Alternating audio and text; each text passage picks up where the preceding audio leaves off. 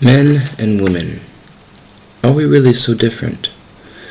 There's an entire book, Men Are From Mars, Women Are From Venus, that tries to talk about all the differences between men and women. What I'd like to say, I'd like to try to propound a different theory, is that maybe we're not quite as different as we would like to think. Of course, you wouldn't notice that looking at television shows. Well, it's entertaining to see the conflict between men and women that arises from supposed differences that we have. But some of these arise from stereotypes. Well, you could look at the TV show Home Improvement, and you have a very stereotypical male and a very stereotypical housewife, and they kind of play on the differences for the conflict. But I think in real life, there's so many more differences within the sex. For example, a man can be very different from another man, and one woman can be very different from another woman, and there's so many exceptions to the rules, like women acting like men or men acting like women in the stereotypical sense. For example, I've worked for different employers who have been female, and one of the stereotypical female traits, if you will, is that they're supposed to be relationship building, relationship focused, centered on building a relationship first and then getting the job done. Somehow having better relationship creates a better mood, and I agree with that. I think, you should be relational. But I've seen women who haven't been relational.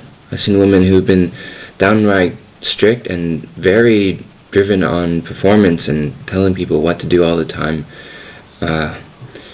So it's quite strange to hear women are like this, but then they're acting different, and then the people who are trying to prove that women are different in a better way are always women.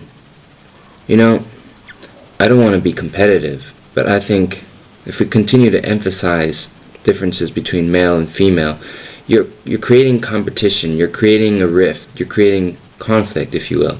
Although conflict can be entertaining for entertainment purpose, it's not a healthy thing for everyday life.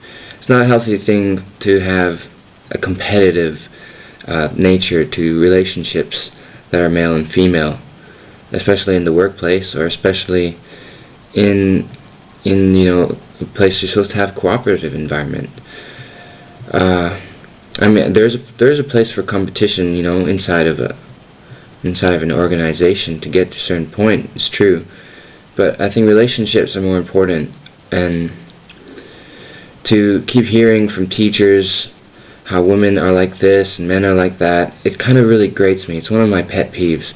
I just want you, if you are watching this video, to just try to think outside the box. And I know that through the past, like huge roles that men had and women had, there were strict roles for that in the past. And that's probably why we've had such stereotypes nowadays, and why men are like what they are and why women are like, because it comes from tradition, naturally.